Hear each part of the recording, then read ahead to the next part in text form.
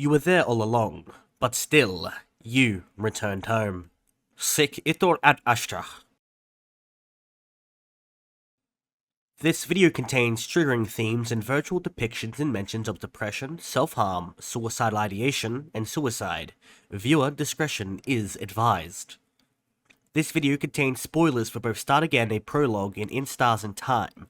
If you have not played these games and are planning to, click off immediately. Otherwise, enjoy the video. What can I say about In Stars and Time that hasn't been said already?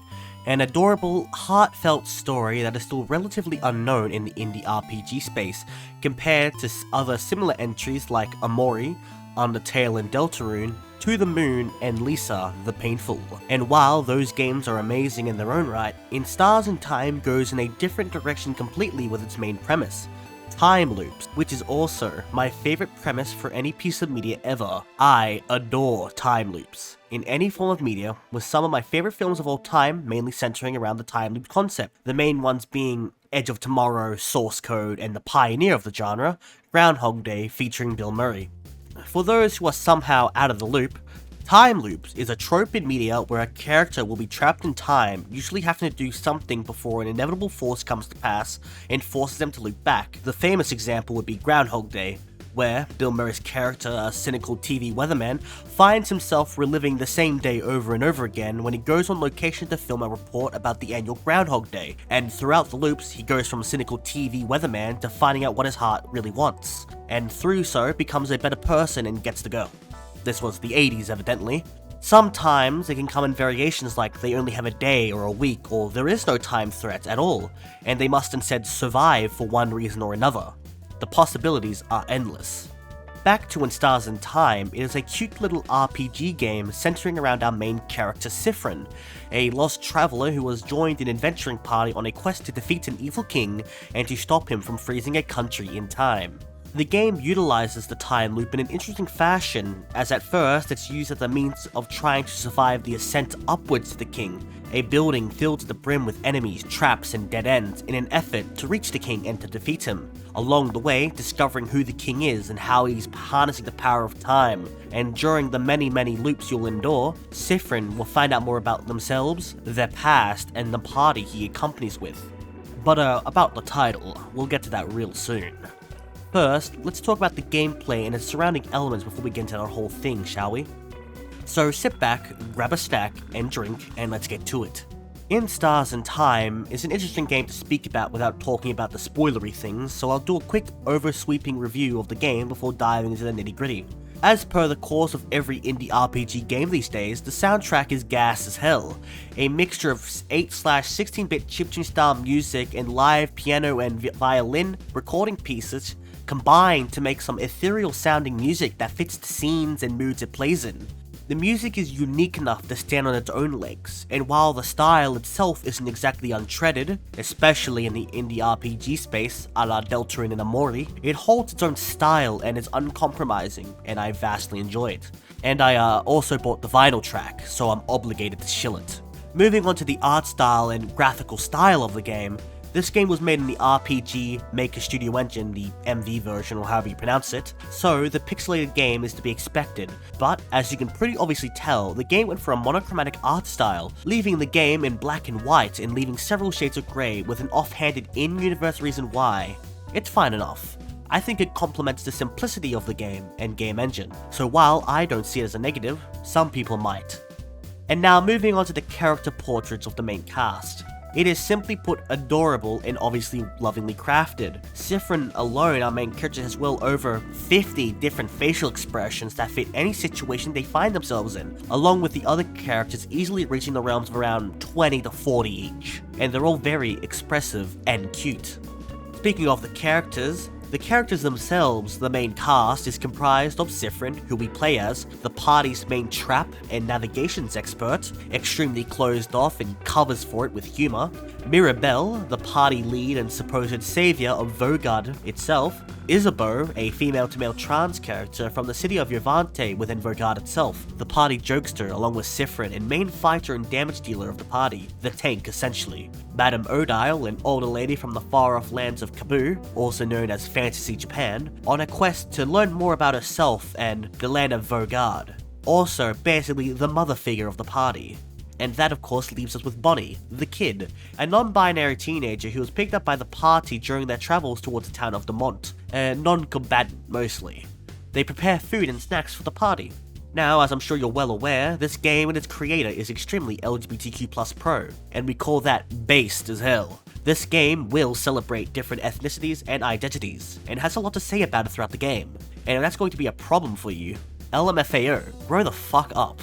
Gameplay wise, if you've ever played any popular Western indie RPG before, you'll get the gist quickly. The combat takes the usual form of each character having a speed stat, which affects how often they can make a move in a fight. The fighting mechanics are based off of rock, paper, scissors rules. Rock beats scissors, you get the point. Characters can use spells, or known in game as crafts, which can up defense, speed, attack, damage, and a myriad of other things as the game progresses.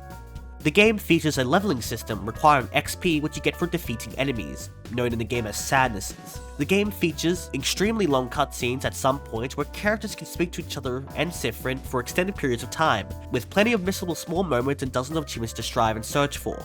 And that about covers the initial overview of the game. If any of that has perked your ears up, it's time to leave and play the game. The rest of this video is going to contain spoilers and is intended for viewers who have finished the game and have seen everything, or those lurkers who will never play the game but still wanted to watch a random video about it.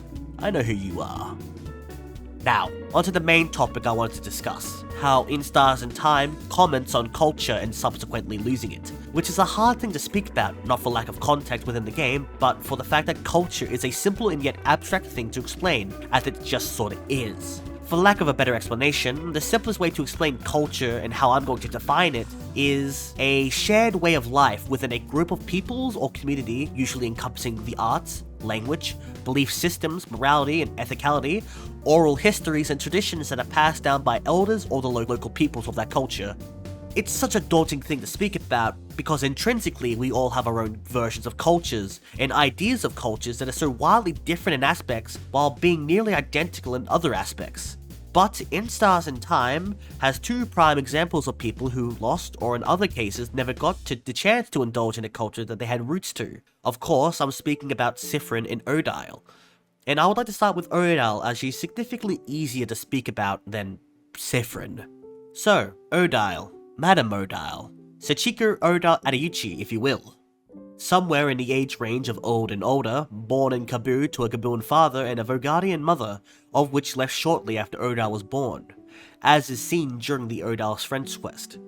We can see that she came to Vogad to reconcile with these feelings of not having been able to connect with the Vogadian part of herself, that feeling of not fitting in within the vast majority, or better put, being a minority, in one way or another. She begins her pilgrimage and arrives in Vogad, only to her dismay to realize that yet again she is a minority. No connections or roots to put down, and most importantly, no way to ever know her specific heritage and culture that she was denied by her mother leaving, which is what obviously led her to desperately search for a family tale after learning of one, and what they do, and what they tell. And inevitably, with Siffrin's help, she finds one, only to come to the conclusion, finally, that she will always be another in both lands, as she explains to Siffrin in the quest herself. It is an interesting question, is it not? How much do you carry of your country, of a culture that should have been yours but wasn't? It may not seem so to you, but to Kabul, my features are foreign. Just small things. My hair being slightly too thick, my brows too thin. Enough for me to look different here. I am other. So, what about Vogadians? Would they see me as one of theirs? Would I find myself in them? After coming here, I found out that no, of course not. Why would I? I've never been here before this journey. But at the same time, I am not the only one who is other. And she does pose an interesting question. How much influence do we carry over from our own cultures in equally cultures that we interact with or assimilate ourselves into? And I think the answer, ironically enough, will change on the culture you come from originally, and then subsequently assimilate to or interact with. Taking this into the real world for a moment, I come from the Commonwealth of Australia, a land that hosts a wide range of people from around the globe. A land filled to the brim with diversity and differing ethnicities and identities, that you can't exactly pin down what an Australian is outside of someone who was a citizen of Australia, which doesn't answer my question, essentially. Though, I'm sure many people in Australia alone will have differing views on that. Besides the point, with such a multicultural and diverse land, the other, the minority, sort of becomes its own culture inside a culture. A subculture, I believe. A subsector where you can find people like yourself from similar backgrounds and life experiences. Much like how Odile connects with other Vergardians and Vergard as a whole, as it's seen as open to foreigners. She says as much in this line of dialogue. In fact, Vergard is filled with people who also come from other lands. Vergard welcomes people from all over the world, after all. So, even if I did not find someone exactly like me, I have found Vergard to be full of people that are similar to me, and for that, I am very grateful. Having a community with shared experiences, or even similar stories, it can be an empowering thing for someone. Hell, it can even be empowering to read other people's experiences with culture, and how they navigated it, what they took with them and other parts they left behind. Back in the 6th grade, I read a book called In the Sea There Are Crocodiles by author Fabio Guerra. I won't go too deep into it here, but it was my first time in memory reading about a culture so radically different from mine, and then I used that as a launchboard to become more engrossed in history, culture, and how it impacts us. This was also during the transition period of the internet becoming a utility tool for everyone in all households, so I grew up largely without a consistent connection to the internet, so I couldn't just search up different cultures and histories on a whim when I felt like it. So, I'd head to the local school library during recess and lunch and read, mostly Diary of a Wimpy Kid and Ridley Scott's Believe It or Not, and a lot of the Guinness World Record books. Mind you, I was around 11 or 12 at this time. But, every once in a while, especially during NAIDOC week, we'd have local elders come down to the school and tell us stories of the dreaming, passing down the local oral history from the local Aboriginal mob, and stories from the Great Rainbow Serpent to the frog that drank all the fresh water and coughed it all up and made the local rivers and billabongs of the local area. And of course, to my closed-minded 12-year-old brain, I just considered them nothing more than stories. But now, with no longer being a stupid idiot baby, this lore from the local mob hold immense meaning both historically and today, with being a lot of the lore from local Aboriginal cultures have been unfortunately lost, with the frontier wars, the White Australia policy, and most shamefully the Stolen Generation, where Aboriginal children were taken from their mobs and put into predominantly Western white schools and forced to convert to some form of Christianity and severely punished for speaking their native tongue and investigating their own history, their language, their culture, their art, their everything. The effects of which are still felt today and will most likely be felt forever. The loss of a majority of Aboriginal languages, the peoples themselves, and children being forcibly ripped away from their culture and heritage. Fuck, that got depressing. But, wrapping around to the original point at hand, culture is important, and to a lot of people out there, it's defining. It's what they would consider makes them whole, for lack of a better explanation. But, as Odile says later in the text, you know you're not only made of where you're from, right? If that were the case, everyone in Kaboo would be the exact same, and everyone in Vergard would be the exact same. Where you're from matters, yes, but it's not only the thing that makes you, you. That's what I realized during this journey, Siffrin. I'm Kabooan and Vergardian in ways I do and don't realize. And I am also myself. One might say that's more important than being Kabooan or Vergardian, wouldn't you agree? You're not also just your culture. You are your own person after all, and you always will be, whether or not you vehemently agree or disagree, or don't particularly care one way or another. Make of it as you will and keep going. But that's neither here nor there. Let's loop back around to Siffrin now, shall we? Siffrin is a complicated character. So complicated, in fact, I had to buy the art book in hopes of learning more about them. I'm in crippling debt. We do know a few things about them thanks to the book. That they're somewhere in the mid to late 20s, 25 give or take. Their birthday is the 1st of September, or at least that's when he celebrates it. That he is 5'1", and he's a scissors-type craft user. Siffrin, as we know, comes from the island north of Vergard, an island that we now know from the art book was based off the French colonized island of Guadeloupe, an island that followed what was a religion based on the universe and potentially wishing, the stars, sun, and the constellation and what it could mean for one person. We know that plantains grew there and malungas as well, that it was cold at night and that the sand was devoid of light, and that Siffrin and the king were from that land. And that's about it. The island and all its memories to it and relating to it were wiped by a wish, as confirmed in a Q&A from the developer. Siffrin is different from other main player characters in similar games by just how he is written and how we can interact with the world through Siffrin. Since Siffrin isn't a blank wall and won't do absolutely everything we try and force him to do, as is seen with trying to use a knife on one of the party members, he will disregard it and kill himself instead, and then disregard our future attempts as intrusive thoughts, which is a funny way of putting it when you think about it. Anyways, in fact, this game is extremely non-linear with what you can do to change Siffrin, and I think that's good game design for two reasons. One is feasibility.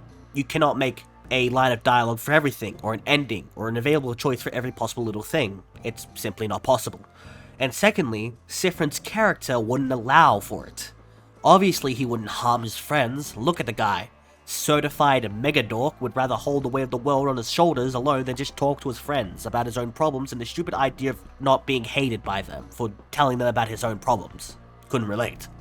Siffrin also has a change of pace despite being the main character we control in-game, is not also the main leader of the party. That role belongs to Mirabelle, and I think that's also for the best, as it plays as the whole story as a whole, and Siffrin and is wanting to keep the party together, and along with how his character simply is written. But what is Siffrin if not his party? The party consisting of Mirabelle, Madame Odile, Isabeau, and Bonnie, which are also our main supporting characters in this game, and all play pivotal parts to how Siffrin exists as a whole throughout the game, and themselves each exhibiting a core part of Siffrin's personality. Like as seen with Madame Odile's search for her own family and feeling of disconnected from her own heritage and culture. Mirabelle for her lack of enthusiasm and blatant asexualism, aromanticism for finding a romantic partner, and how that connects with Siffrin's general disdain from general romance and touch, as seen from the paintings and well, bad touch.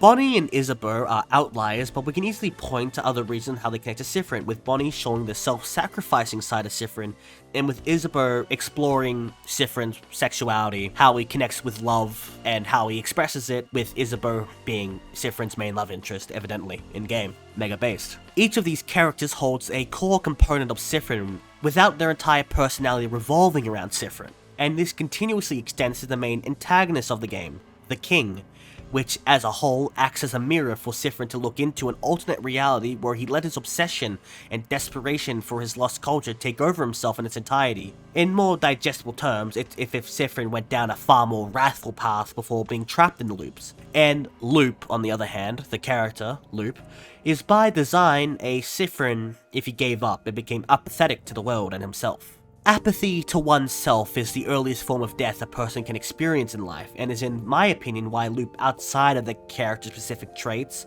no longer uses Siffrin as their name and uses they-them pronouns for themselves as a way of depersonalization and distancing oneself from their previous identity, and furthermore from their previous past and culture and heritage. I find the fixation of culture and heritage for our characters fascinating, as it's such a reoccurring plot point for most of our characters, and even some minor enemy names referencing it, like Nostalgia, Calamity, and of course, Mal du Peu, homesickness. All of course coming from the King and Siffrin respectively, about their interpretations, feelings, and the rare vague memory from the island north of Vogard and the desperation to have it back. I would love to talk about Loop, or Start Again Siffrin as well, but I'll leave it for a potentially different video in the future regarding Start Again and the original comics that inspired the games themselves. But anyways, back to the island north of Vogard, and how it's always on the back of their mind even if they don't recognize it.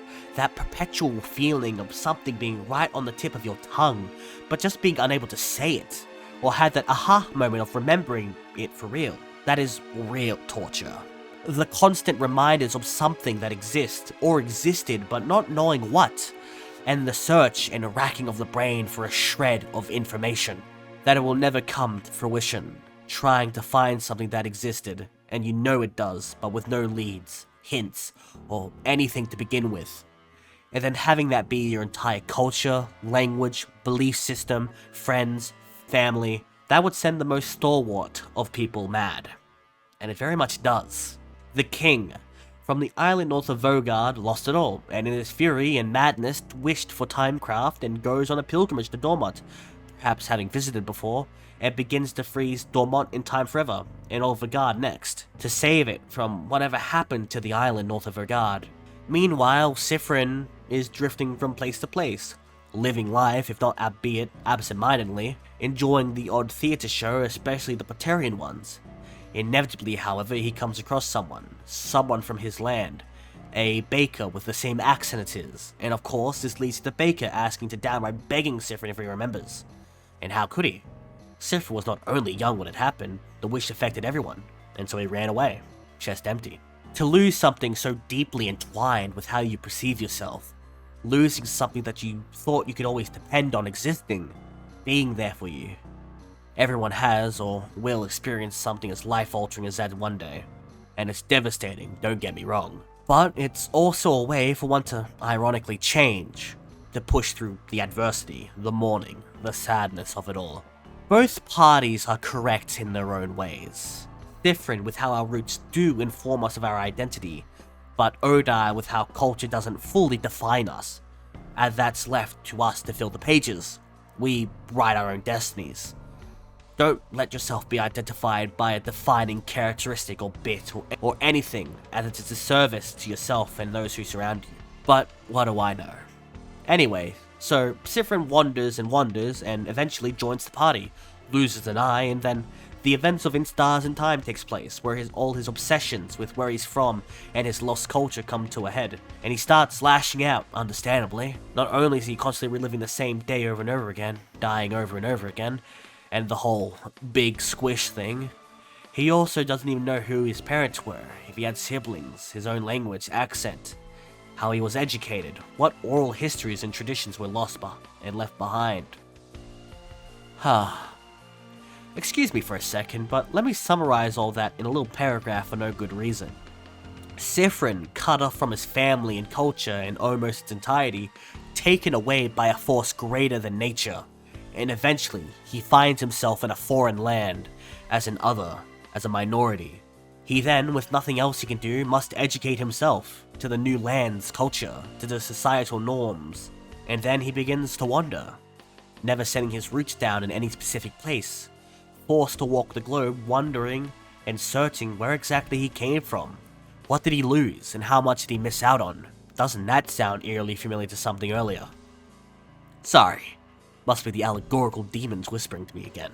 But, as we know, eventually the loop is broken, and for the first time in a long time, the island can be seen at a distance from the house, perhaps indicating the curse is broken over the island north of Vergard. The king is defeated and Vergard is saved, and the gang will stick together for a little while longer. But Siffrin doesn't need to look back on the island, or his past or his culture, for as long as he's with his friends, his family, everything will be just alright. Hip hip hooray for good endings. All my homies hate bittersweet endings. Found family trope, stay winning. While the game and gameplay may not be perfect, and maybe the story isn't perfect either, what I can say about ISAT is that it touched me personally, much like Endless Dark did on his first playthrough. Insert Disc 5 made a wonderful game, and I can only hope she continues to develop absolute bangers. And while her next project, Truth Scrapper, interests me very little, I can only hope that it succeeds and finds an audience much like ISAT did. Anyways, that's really all I wanted to speak about. An ISAT video wrapped around in some real-world histories and how they influence modern art and interactive media such as ISAT. Originally, this video was going to be something far different and far longer, talking about Start Again and the original comics, and I still might make that video one day. And so I leave the topic open for you to join in. Did you find my readings obvious, interesting, stupid? Leave your thoughts in the comments below, I read every single one. And sorry for the delay in the upload schedule. Motivation is a hard thing to find these days, so I won't promise the next video. But it'll probably be something more lighthearted or another compilation video depending on how the leads fall. Anyways, until next time, this has been Loz. Ab inshallah ad ashta unsiye requisite.